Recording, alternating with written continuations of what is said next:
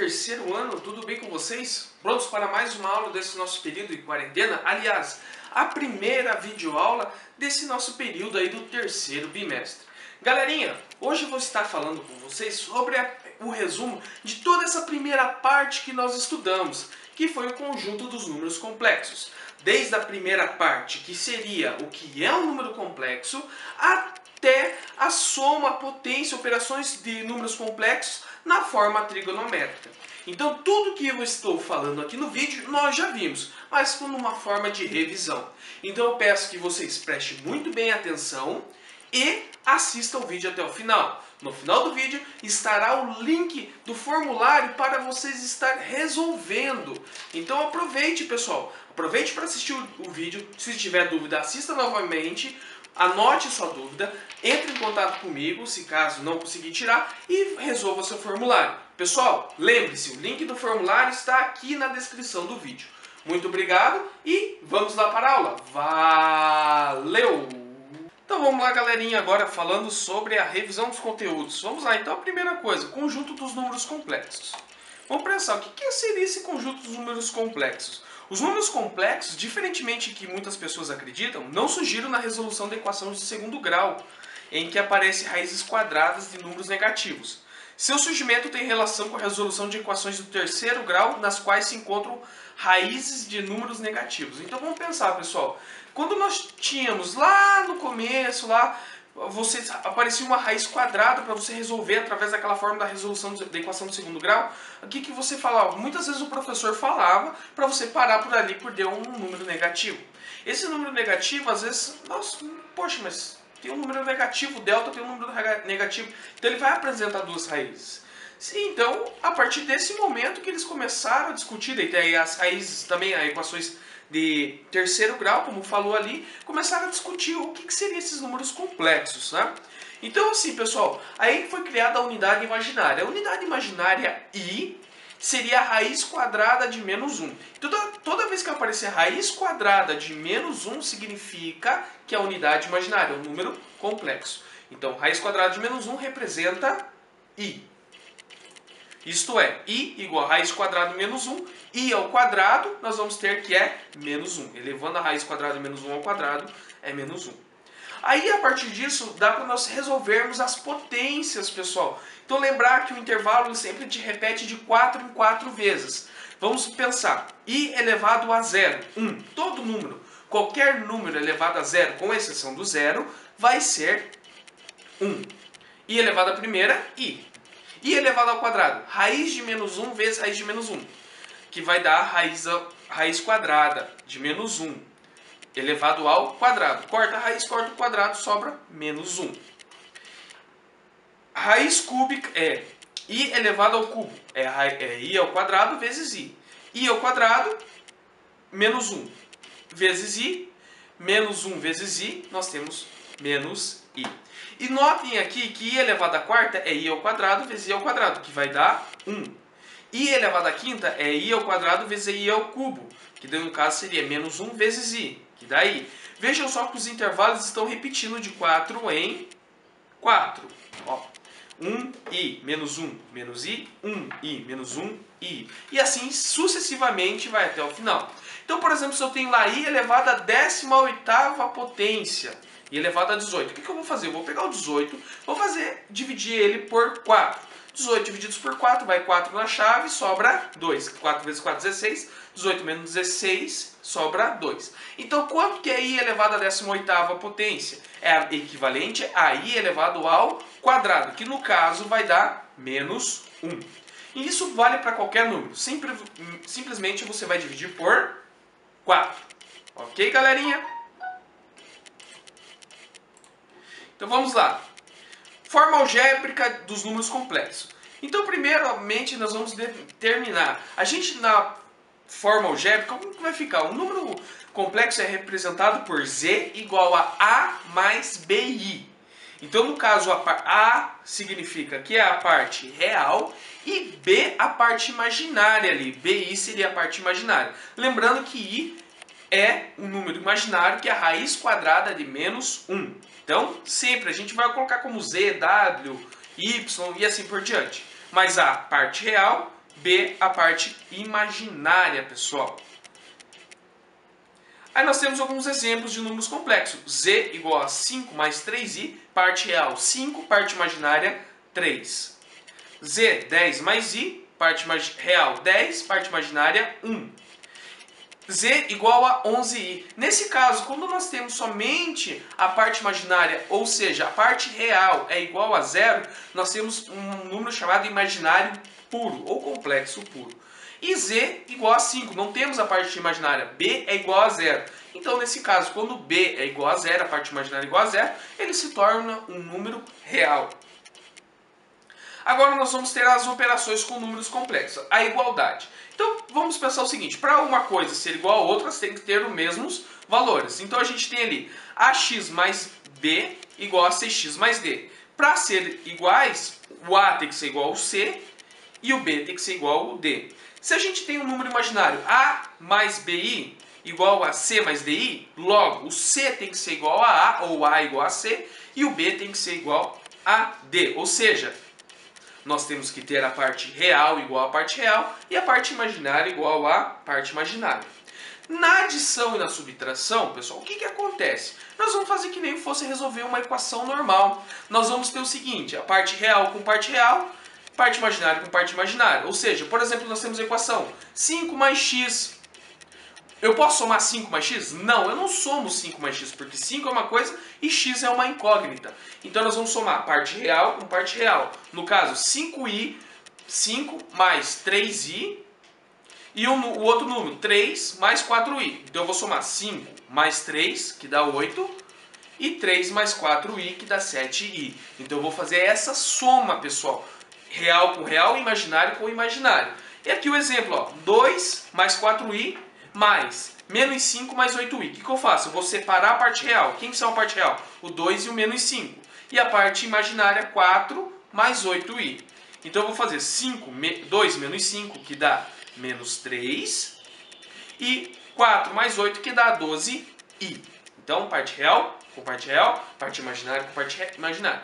A subtração é a mesma coisa, pessoal. Real com real, imaginário com imaginário. Subtrai ambos. Ok? Então nós temos ali, ó, dados números complexos, a mais bi e c mais di. Temos a mais bi mais c mais di. A gente separa real com real, parte a e c são as partes reais, b e d são as partes imaginárias. Subtração, a mesma coisa, pessoal. A multiplicação é...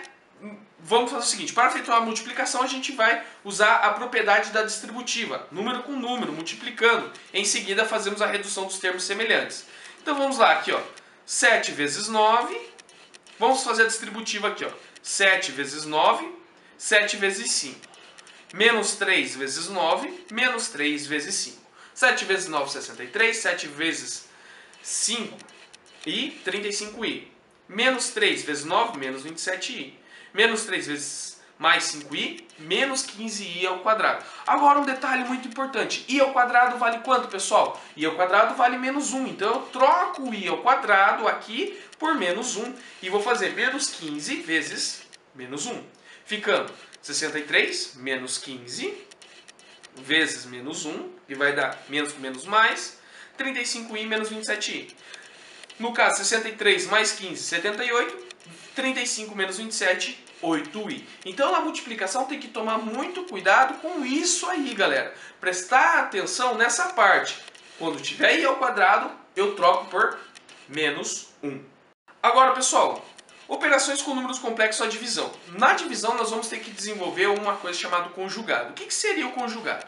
Denomina-se conjugado do número complexo z igual a a mais bi, o número complexo z igual a menos bi. Então, conjugado, eu vou trocar o número do número, eu vou trocar o sinal do número imaginário. Eu troco o sinal do número imaginário. Se ele está positivo, eu coloco ele negativo. Se ele está negativo, ele fica positivo. Então, um exemplo aqui, ó.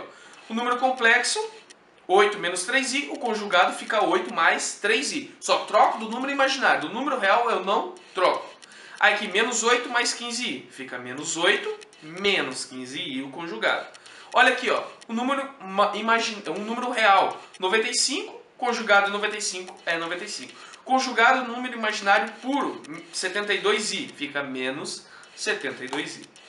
Então como que nós vamos fazer essa operação? A operação a gente tem A mais BI divididos por C mais DI. Nós vamos multiplicar pelo o conjugado do denominador. O que é o denominador, professor? O denominador é a parte de baixo. Então nós temos ali A mais BI divididos por C mais DI. Vou fazer o conjugado de C mais DI. O conjugado de C mais DI fica C menos DI. Agora, aplicando a distributiva aqui nessa parte, nós vamos ter o seguinte: o produto da soma pela diferença, que no caso seria o quadrado do primeiro mais...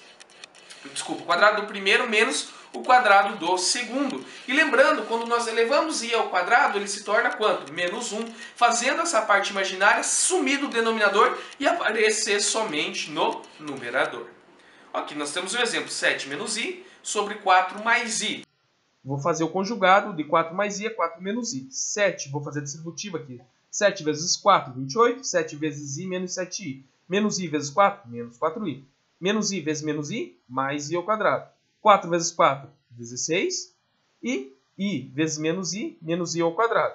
I ao quadrado, menos 1. Menos com menos, mais. Ficando somente 17. Então, 16 mais 1, 17. Menos 11i, mais 27, que eu realizei a operação ali em cima. E a gente vai ter ali 27 menos 11i sobre 17. Então, a parte de baixo, o denominador, não pode ter unidade imaginária. A gente simplesmente transfere ele para a parte de cima, fazendo essa propriedade, usando o conjugado para que o número imaginário suma. E a potenciação, pessoal, é a mesma coisa que no caso ali a multiplicação. Por exemplo, z ao quadrado, sendo z menos i. Eu vou fazer 2 menos i vezes 2 menos i. Vou fazer a multiplicação. Se for ao cubo, eu separo e a parte do z ao quadrado vezes z. Se for elevado à quarta potência, eu faço z ao quadrado, depois acho esse número complexo ao quadrado e elevo novamente ao quadrado. E assim vou descobrir. Então fica bem tranquilinho. Se for z elevado a décimo, então eu faço ao quadrado primeiro, depois o quadrado, quadrado, quadrado, até chegar ao valor de 10, somando os expoentes. E agora a representação geométrica de um número complexo. Lembrando, nós temos como se fosse um plano cartesiano, nós vamos ter o eixo imaginário, que é o eixo em pé, que é como se fosse o eixo das ordenadas, o eixo y, e o eixo real, que é dos números reais, que é o eixo deitado, o eixo x, o eixo das abscissas. E um ponto P, A, ponto P seria o imaginário, A e B a localização, sendo A a parte real, B a parte imaginária. Agora, dentro disso aqui, a gente pode calcular o módulo desse número. Como que a gente calcula o módulo? O módulo do número é igual à raiz quadrada da soma do número real ao quadrado mais a parte imaginária ao quadrado. Essa distância do ponto 0 até esse ponto P é o módulo. Então, olha um exemplo aqui do módulo, pessoal, de z. Assim, por exemplo, z igual a 5 mais i. Vou pegar o valor de a, 5, eleva ao quadrado. E o valor de b, que é 1, não está aparecendo. Então, fica 5 ao quadrado, 25. 1 ao quadrado, 1. 25 mais 1, raiz de 26. Professor, pode dar raiz no módulo? Pode, não tem problema. Raiz quadrada também é um número, ok? Professor, raiz de 26 não tem um número exato, então deixa como raiz de 26. Então, galera, falando sobre aqui o argumento de um número complexo. Quando a gente representa um número complexo no plano complexo, além de associarmos a ele uma distância, que no caso seria um módulo, podemos associar uma direção e um ângulo. No caso, a gente vai fazer aqui a distância do ponto da origem até esse ponto P. Esse ponto P, que seria a questão, seria o módulo, nós vamos fazer ali, transformá-lo em um argumento. Como que vai ser esse argumento? Nós vamos ter três fórmulas ali. O seno θ, no caso seria a parte imaginária do número, seria parte imaginária B igual ao módulo vezes o seno θ. A parte real vai ser o módulo vezes o cosseno θ. E também nós temos ali a tangente θ, que seria a parte imaginária sobre a parte real. Essa relação foi obtida para o ângulo do primeiro quadrante e é válida para ângulos dos outros quadrantes. Então a gente assim, denomina-se o argumento de um número complexo não nulo, z igual a mais bi, cujo afixo é p igual a mais b, à medida que o ângulo θ é formado pelo eixo real do segmento OP.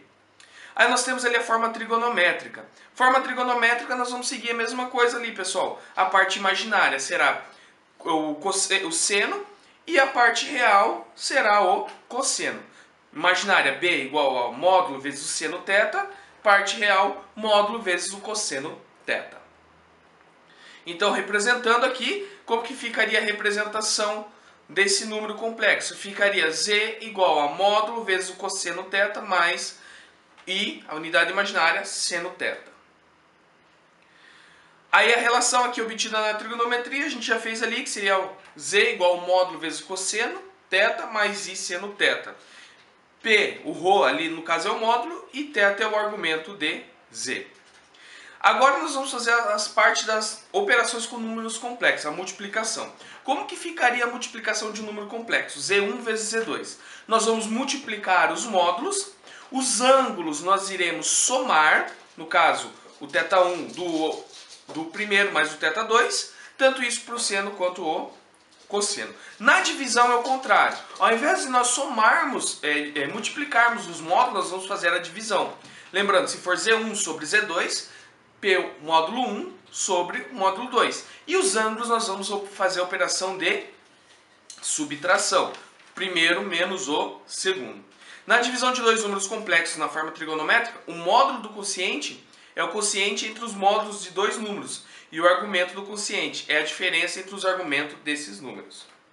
E aqui a potenciação, pessoal. A potenciação fica até que tranquilo. Se um número complexo é elevado a uma potência n, a enésima potência, nós vamos ter o seguinte: o módulo vai ser elevado àquele expoente que está sendo elevado, e nós vamos multiplicar o número, o ângulo, vezes a potência. Então, por exemplo, se nós tivéssemos lá z elevado ao cubo, elevado à terceira potência, como que ficaria?